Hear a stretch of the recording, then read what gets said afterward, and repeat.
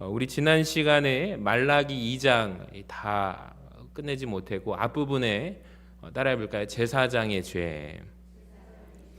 그리고 뒷부분에는 백성들의 죄에 대해서 우리 지난 시간은 제사장들의 죄에 대해서 말씀을 드리고요. 오늘은 백성들의 죄 뒷부분을 우리 살펴보도록 하겠습니다. 말라기 2장이 참 구조가 단순해요. 1절부터 9절까지가 제사장들의 죄에 대한 책망의 내용이 나오고요. 10절부터 16절까지는 백성들의 죄를 책망하시는 내용이기 때문입니다.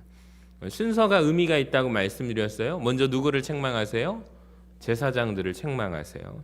그리고 백성들의 죄를 책망하시는 것을 보시기 바랍니다. 그러니까 언제나 하나님은 그러세요. 리더를 먼저 책망하고 꾸짖으세요. 왜냐하면 물이 위에서 아래로 흐르잖아요. 그러니까 영적인 흐름도 마찬가지다. 언제나 위에서 아래로 흐르기 때문이다. 그러니까 지도자 한 사람의 타락이 백성의 공동체 타락을 불러오고 한 영적 지도자의 변화와 갱신이 백성들에게도 영적인 갱신을 이루게 됩니다. 자, 이것을 명확하게 보여주는 예가 사무엘상이라고 말씀드렸어요. 어린 사무엘과 엘리 대제사장을 비교해 보면 명확한 차이를 보여주고 있죠. 엘리 대제사장이 다스릴 때 온 백성이 타락하죠. 하나님의 말씀의 이상이 흔히 보이지 않는 시대입니다. 심지어 하나님의 영광이 그 백성을 떠나는 시대였죠. 엘리 때문입니다. 근데 지도자가 사무엘로 딱 바뀌자마자 언제 그랬냐는 듯이 완전히 분위기가 바뀌게 되는데 백성들이 대각성을 하게 되죠. 미스바 대부흥 이야기를 아실 것입니다. 그러니까 백성들은 똑같죠. 바뀐 것은 딱 하나예요. 지도자 한 사람이 엘리에서 사무엘로 바뀌었도다. 그러니까 지도자 한 사람이 모든 것을 결정하죠. 그러니까 그 이후로도 성경이 말씀하는 내용은 다 그겁니다. 그러니까 지도자가 누구냐? 나라까지도 바뀐다. 지도자가 이렇게 중요하다라는 것입니다. 여러분, 우리가 이것을 알고 우리 교회를 위해서 기도하시기를 바랍니다. 그러니까 그게 우리를 위한 기도고 우리를 살리는 기도다라는 것입니다. 자, 제사장들을 향하여 하나님 뭐라고 책망하셨죠? 첫 번째는 무엇이 타락인가 세 가지를 말씀하셨는데 우리 같이 한번 읽어볼까요? 1, 2, 3번 시작. 듣지 않았고 마음에 두지 않았고 하나님께 영광을 돌리지 않은 것이 문제다. 그러니까 하나님의 말씀을 듣지 않는 것, 하나님의 말씀을 마음에 두지 않는 것, 그리고 하나님께 영광 돌리지 않는 것, 이것이 타락이다. 그러니까 예배를 드려도 실제로 그래요. 내가 하나님 말씀 앞에 섰지만 귀를 막고 있으면 아무리 목회자가 강단 앞에서 외치고 선포할지라도 듣지 못합니다.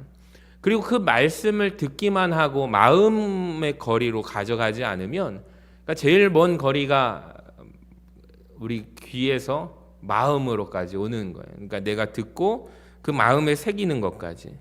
마음에 새겨서 하나님 앞에 영광을 돌리는 것이 목적인데 여러분, 그렇지 아니하였도다. 이것이 타락이죠. 그러니까 예배를 드려도 내가 말씀 듣지 않고 말씀에 관심이 없어요. 마음에 두지 않고 하나님 앞에 영광을 돌리지 않으면 그것이 성도의 타락이에요. 제가 참 강단에서 보람차다라고 느낄 때가 우리 성도님들의 변화인데, 목사님, 우리 가정이 목사님 말씀 듣고 매주마다 가정 예배를 드리기 시작했어요. 할렐루야. 그러니까 그런 얘기를 하실 때마다 그런 가정들이 있을 때 얼마나 기쁩니까? 너무나도 감사한 거예요. 그러니까 하나님의 말씀을 듣고 내가 지켜 행하는 것까지 나아가는 거죠. 여러분, 주님께서는 그것을 행하지 않을 때 타락이다. 제사장들의 타락이 다른 것이 아닙니다. 주의 말씀을 들어야 돼요. 자, 두 번째, 우리 복 좋아하잖아요. 그러니까 받은 복도 어떻게 될 수 있다? 빼앗길 수 있다. 그러니까 이미 받은 복도 저주받을 수 있다는 것을 말라기 2장에 나옵니다. 세 번째, 하나님의 언약이 있었어요. 하나님의 언약, 하나님의 약속이죠. 그 약속은 영원한 것인가? 자, 말라기 2장 8절에 보면은 너희가 레위의 언약을 깨뜨렸느니라 말씀하시죠. 그러니까 누가 깨뜨린 거예요? 하나님과 이스라엘 백성이 언약을 맺었는데, 약속을 했는데 신실하신 하나님 편에서는 이것을 끝까지 이행할 준비가 되어 계신데 누가 항상 깨요? 우리 연약한 인간들이 우리 편에서 파기시켜 버렸기 때문에 하나님은 지키시고 싶은데 그 언약을 우리가 깨트려 버렸다. 그래서 언약은 이미 깨진 거예요. 여러분, 그 다음부터 백성들의 죄가 나오게 되는 것입니다. 자, 10절부터 보세요. 우리는 한 아버지를 가지지 아니하였느냐? 한 하나님께서 지으신 바가 아니냐? 어찌하여 우리 각 사람이 자기 형제에게 무엇을 행하여? 거짓을 행하여 우리 조상들의 언약을 욕되게 하느냐? 그러니까 이 말씀을 통해서 우리가 기억해야 할 것은 말라기 시대 이후에 암흑기가 나오잖아요. 하나님께서 선지자를 보내십니까? 보내지 않으세요. 몇 년 동안? 400년 동안 세례 요한이 나타나기 전까지 하늘문이 닫혀 있는 시대인 것입니다. 즉 다시 말하면 어둠의 극치를 달리고 있고요. 모든 것이 다 타락한 시대예요. 그러니까 서로가 거짓을 행하고요. 형제가 형제에게 여러분 거짓을 행하고 서로 속이는 사회. 그래서 결국에 그 언약을 욕되게 하는 것이다. 무섭습니다. 자, 11절에 보세요. 유다는 거짓을 행하였고 이스라엘과 예루살렘 중에는 가증한 일을 행하였으며, 자, 그러니까 하나님이 기뻐하시겠습니까? 거짓을 행하고 가증한 일을 행하는데 언약이 있어, 우리에게 하나님과의 약속이 있어 라는 이유로 하나님이 우리를 지키시고 보호하셔. 여러분, 천만의 말씀입니다. 자, 그 다음에 무서운 말씀이 나오죠. 11절 후반부에 유다는 여호와께서 사랑하시는 무엇을 욕되게 했대요? 따라합시다. 성결. 여러분, 이 표현을 잘 보시기 바랍니다. 그러니까 여호와께서 무엇을 사랑하세요? 여호와께서, 하나님께서 무엇을 사랑하신다고요? 성결한 자를 사랑하십니다. 성결을 사랑하심을 기억하시기를 바랍니다. 그러니까 이 말씀을 근거로 성결 교단이 나왔잖아요. 그러니까 우리는 최고의 교리는 성결이다. 하나님 앞에서 여호와께 성결, 이것을 지키는 교단이 성결 교단의 목표 아닙니까? 그러니까 하나님이 사랑하시는 성결을 지켜 행하는 우리 전주 서신교회가 되기를 간절히 소망합니다. 근데 하나님이 보시기에 사랑하는 성결을 더럽혔대요. 그래서 하나님의 언약이 깨지게 되었다, 이 말입니다. 여러분, 그런데 어떻게 더럽혔는가? 여기 보니까 무슨 이야기가 나오냐면 우리가 아까 읽어본 말씀 중에 결혼에 대한 문제, 결혼 이야기를 하십니다. 그러니까 이방신의 딸과 결혼한 모습, 그러니까 이 말은 즉 성적으로 타락한 모습이 나옵니다. 언약 백성들이 믿지 않는 우상 숭배하는 이들과 그 사람들과 결혼한 거예요. 그러니까 얼마 전에 에스라 시대에 이 문제를 해결한 적이 있었어요. 여러분 기억하십니까? 어떤 문제가 있었습니까? 성적으로 타락하고 음행하던 그 죄를 이제는 청산하기로 결단했는데 또 짓게 되는 거예요. 자, 12절이 무서운데 보세요. 이 일을 행하는 사람에게 속한 자는, 잘 보세요, 깨는 자나 응답하는 자는 물론이요. 그 다음에 여러분 밑줄을 칠 수 있으면 지금 화면에 보이는 밑줄에 꼭 표시를 하시기를 바랍니다. 깨는 자나 응답하는 자는 물론이요, 만군의 여호와께 제사를 드리는 자도 여호와께서 야곱의 장막 가운데서 끊어 버리시리라. 아멘. 우리 밑줄만 한번 읽어볼까요? 시작.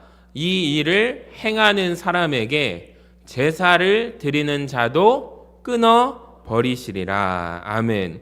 여러분, 이 말씀을 잘 보시면 참 무서운 말씀입니다. 그러니까 우리는 예배만 잘 드리면 되겠지라고 생각을 해요. 그렇지 않습니다. 하나님이 말라기에서 말씀하시는데 하나님의 뜻대로 살지 않는 자는 무엇을 드려도, 하나님 앞에 무엇을 드려도, 제사를 드려도 어떻게 하신대요? 끊어버리시리라. 그러니까 하나님 말씀입니다. 자, 보세요. 적용해 볼게요. 내가 이 세상에 살아가요. 내가 교회를 다니지만 실제로 내 삶은 엉망진창이에요. 교회를 다니는 성도 중에서도 외도하는 사람 있을까요? 없을까요? 잘은 모르지만 있겠죠. 있을 수도 있습니다. 근데 이분이 가정을 놔두고 본 부인을 놔두고 외도를 하는데 주일 예배 성수는 한 번도 안 빠집니다. 예배 잘 지킵니다. 자, 질문해 보겠습니다. 이 사람은 어떻게 될까요? 오늘 말라기 2장에 보면은 뭐라고 하세요? 예배를 잘 드려도 끊어버리신다. 그러니까 우리 성경 가지고 한번 말씀으로 이야기해 봅시다. 이 일을 행하는 자는 제사를 드려도 여호와께서 끊어버리시리라. 우리 아멘 좀 합시다. 시작. 우리 하나님 말씀 앞에 순종하는 것이 아멘.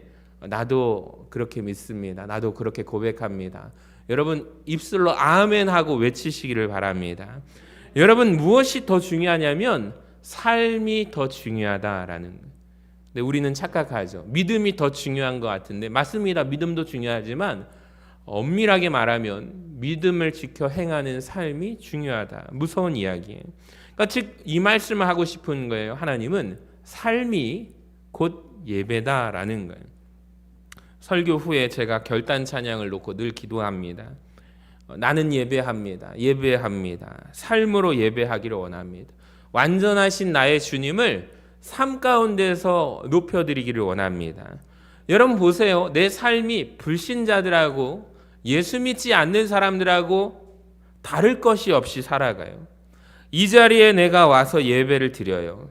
근데 하나님은 말라기 말씀 속에 무서운 말씀을 남겨놓으셨는데 그렇게 살면 아무리 열심히 예배드리고 제사를 드리는 자라 할지라도 나는 끊어버릴 거야 라고 말씀하십니다.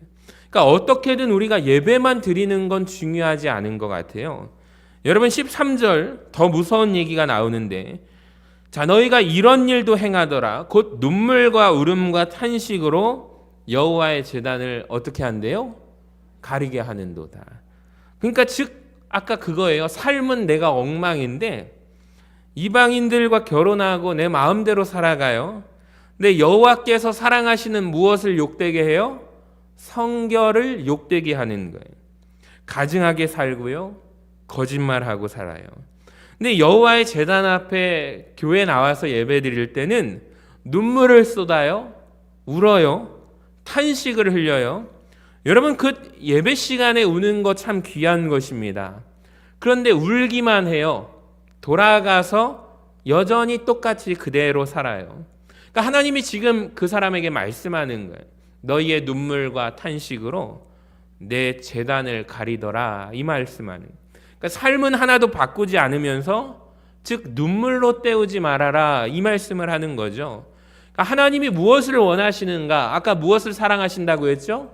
성결을 사랑하신다고 했는데 결국에 하나님은 삶을 보신다라는 거예요. 오직 삶이에요. 불꽃 같은 눈초리로 하나님이 우리를 바라보시고 주목하시는 건 우리의 삶이에요. 말라기 2장이 그렇게 말씀하고 계시는 거예요. 14절을 같이 한번 읽어볼까요? 화면을 보시고 시작. 너희는 이르기를 어찌 됨이니까 하는도다. 이는 너와 내가 어려서 맞이한 아내 사이에 여호와께서 증인이 되시기 때문이라. 그는 내 짝이요 너와 서약한 아내로되 내가 그에게 거짓을 행하였도다. 그러니까 조금 보면 이야기가 길게 나와 있네요. 단지 이방 신을 섬기는 여인과 결혼한 정도가 아닙니다. 가만히 보니까 그 말씀 다시 한번 띄워주시면 14절에 누가 있었어요? 본처, 조강지처가 있었어요. 원래 어려서 취한 신실한 이스라엘의 부인이 있었네요. 그런데 이 그녀에게 거짓을 행하고 이 아내를 버려버립니다. 그리고 조금만 더 이쁘고 괜찮아 보이는 그러나 하나님을 믿지 않고 경외하지 않는 이방 여인과 결혼한 이스라엘 백성들이 그 시대 가운데 많이 나타났다 이 말입니다. 자, 그리고 15절에 보세요. 하나님이 탄식하는데 하나님께서는 영이 충만하였으나 한 사람에게 한 사람을 만든 이유는 무엇을 얻고자 하심이라? 우리 노란 글씨 읽어봅니다. 시작. 경건한 자손을 얻고자 하심이라. 아멘. 그러니까 하나님이 원하시는 게 있는데 여러분 이스라엘 백성들이 서로 만나서 경건한 자손, 한 자손을 얻기를 원하시는데 너의 심령을 삼가 지켜 어려서 맞이한 아내에게 거짓 행하지 말라. 그러니까 아내를 버리고 이방 여인과 결혼했다 이 말입니다. 자, 그리고 16절에 보세요. 같이 읽어봅니다. 시작. 이스라엘의 하나님 여호와가 이르노니 나는 이혼하는 것과 옷으로 학대를 가리는 자를 미워하노라. 만군의 여호와의 말이니라. 그러므로 너희 심령을 삼가 지켜 거짓을 행하지 말지니라. 아멘. 여기 보니까 제가 이혼에 대한 언급을 하지 않을 수 없을 것 같아요. 일단 성경 말씀 그대로 말씀드립니다. 하나님은 이혼을 미워하십니다. 그러니까 내가 이혼을 했든 안 했든 하나님은 이혼을 미워하시는 것은 분명합니다. 그러니까 하나님의 뜻은 무엇이냐면 무엇을 지키기를 원하신대요? 하나님은 가정을 지키기를 원하신다라는 것입니다. 자, 그런데 이 말씀을 읽으면서 이런 질문이 생깁니다. 하나님, 그런데요, 간음은 아닌데요, 만약 아내가 남편에게 지속적으로 폭행을 당하거나 학대를 당하거나 육체적으로 정신적으로 언어적 폭력과 피해를 받는데도 여전히 이혼은 죄이기 때문에 이혼은 안 되는가요? 제가 실제로 이런 질문을 받아본 적도 있습니다.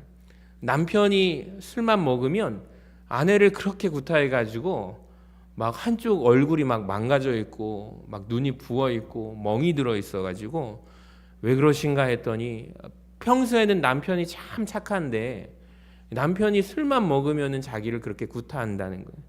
어떻게 해야 되는가? 그 아이들이 너무나도 제가 담당했던 중고등부 아이들이었는데 아버지가 술만 먹으면 문을 걸어 잠그고 뜬 눈으로 밤을 새는 거죠.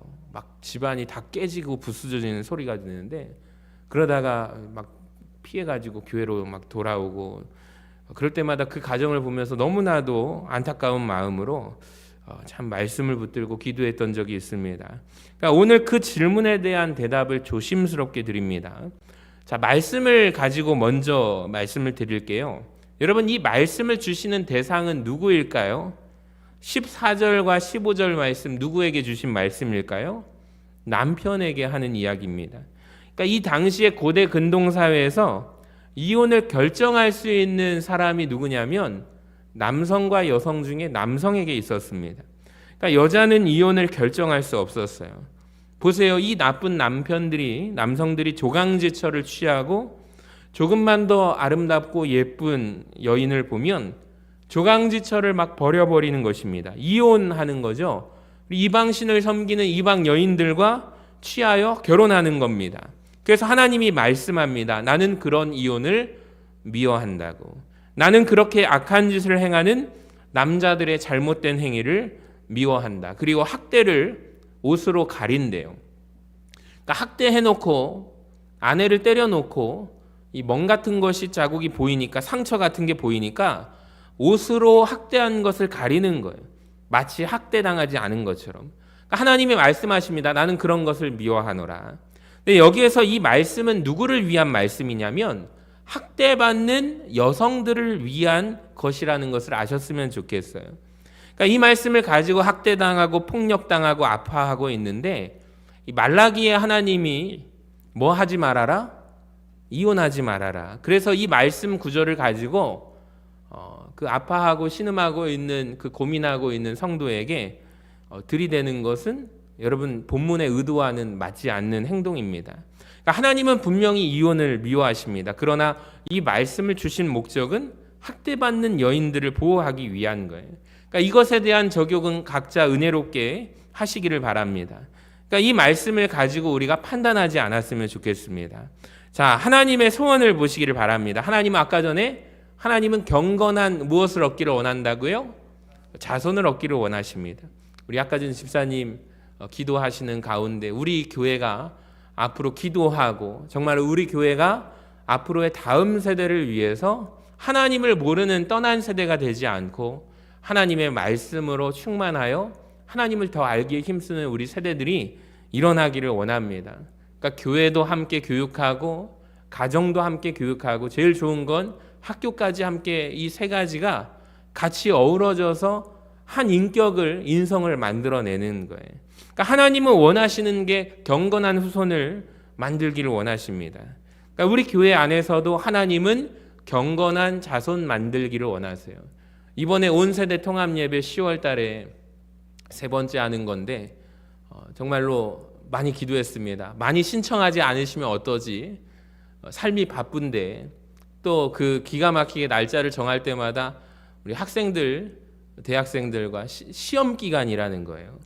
그래서 이제 시험 기간을 무릅쓰고 이겨내면서 참여할 수 있을까라는 그런 걱정이 앞섰지만 참 많은 팀이 신청해 주셔가지고 너무나 볼 때마다 참 감사하고 은혜롭더라고요. 우리 남신도가 이 반바지를 입고 군인처럼 앞으로 행진하면서 하는 그런 모습들이 참 너무나 아름답지 않습니까? 멋지지 않습니까? 그러니까 온 세대가 하나 돼서 어우러지는 그 귀한 예배를 우리 하나님께서 기뻐 받으신 줄로 믿습니다.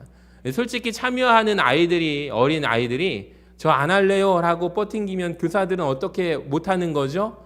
할 수가 없는 거죠. 그런데 아이들과 학생들이 참 나와가지고 준비한다는 걸 보면서 전 너무나도 감사한 거예요. 우리 교회가 경건한 후손 만들기에 앞장서는 교회구나. 우리가 더욱더 힘써서 이것을 더 전파하고 또 기도하면서 준비해야겠다라는 생각이 들었습니다.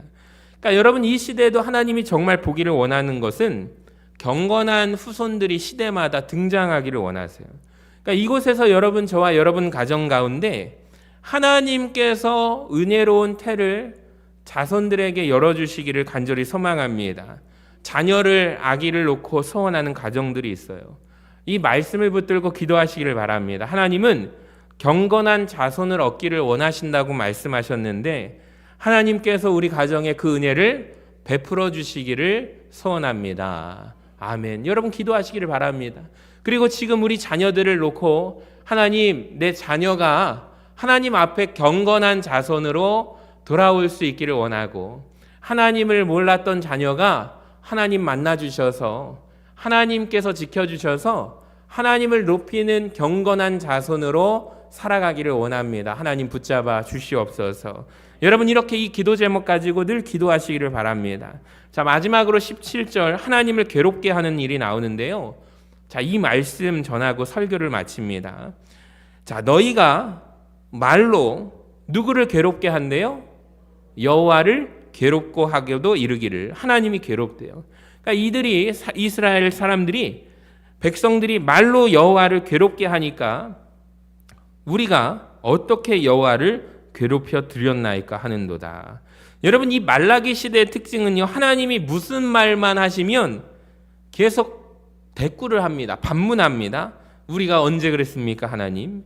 그러니까 아주 무서운 시대예요. 이는 너희가 말하기를, 얼마나 흉악한 말을 하냐면 모든 악을 행하는 자는 여호와의 눈에 좋게 보이며, 이렇게 패역한 시대죠. 그에게 기쁨이 된다 하며 또 말하기를 정의의 하나님이 어디 계시냐. 여러분, 그러니까 이 말라기 시대의 타락상이 보이십니까? 하나님 보고 뭐라고 해요? 악을 행하는 자를 누가 좋아하셔? 하나님이 좋아하셔. 정의의 하나님은 어디에 계셔? 그러니까 시대의 죄악의 상입니다. 하나님에 대해서 오해하는 거예요. 여러분, 하나님이 제일 가슴 아파하시고 제일 괴로워하는지 건지 무엇인지 아십니까? 우리가 하나님을 오해하는 거예요. 하나님을 오해할 때 하나님이 괴로우세요. 마태복음 25장에 보면 달란트 비유가 나옵니다. 1달란트, 2달란트, 5달란트. 특히 1달란트 받은 사람이 이야기할 때 예수님께서 말씀하신 주인이 어느 지점에서 화를 내셨는지 한번 보시기를 바랍니다. 처음에 1달란트 받은 사람이 내가 일을 안 했다고 했을 때 주인이 화난 것이 아닙니다. 그 1달란트 받은 사람이 이 말을 할 때 주인이 화를 냅니다. 자, 보세요. 주인이요, 당신은 어떤 사람이라? 굳은 사람이라. 당신은 아주 완고한 사람입니다. 심지 않은 데서 거두는 자, 나쁜 사람이죠. 해치지, 씨를 뿌리지 않는 데서도 모으는 자다. 그러니까 한마디로 당신은 나쁜 사람입니다. 내가 당신이 나쁜 사람이라는 것을 내가 알았습니다. 그래서 이 1달란트 받은 사람이 주인을 오해하고 있어요. 그러니까 주인은 나쁜 사람으로 매도해버리고, 그래서 내가 당신같이 이상한 사람을 두려워해서 내가 차라리 1달란트를 어떻게 했도다? 땅속에다가 숨겼습니다 라고 말합니다. 여러분, 이렇게 말할 때 주인이 불같이 화를 냅니다. 그 주인이 대답하여 이르되, 잘 보세요. 악하고 게으른 종아, 내가 심지 않은 데서 거두고 해치지 않은 데서 모으는 줄로 알았느냐? 여러분, 화내는 지점이 어디입니까? 하나님에 대해서, 나에 대해서 오해할 때 하나님이 불같이 화내십니다. 그러니까 하나님이 가장 괴로운 게 무엇이냐면 하나님의 백성들이 하나님을 오해하는 거예요. 하나님 그거 진짜 싫어하십니다.